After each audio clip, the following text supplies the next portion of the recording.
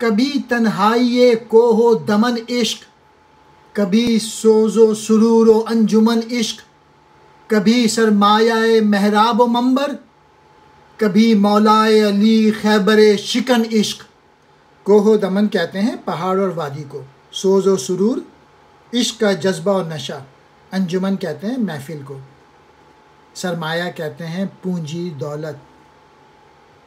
محراب و منبر مذہبی ارادے، مولائے علی حضرت علی، خیبر شکن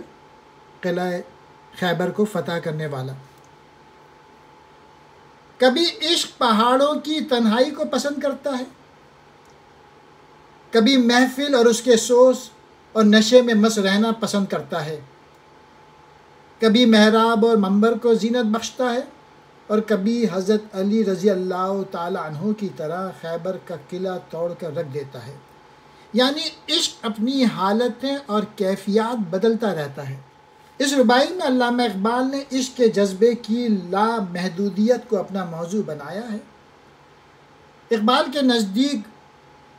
ابھی تک عشق کی آماجگاہ پہاڑوں اور صحراؤں کی وسعت، بلندی اور تنہائی ہے۔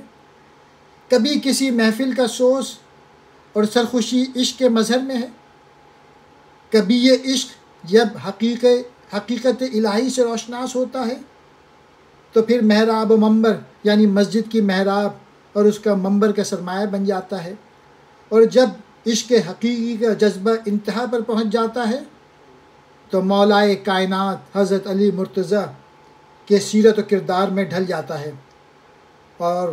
قلعہ خیبر کے ناقابل تسخیر دروازے کو اکھاڑ کر پھینک دیتا ہے۔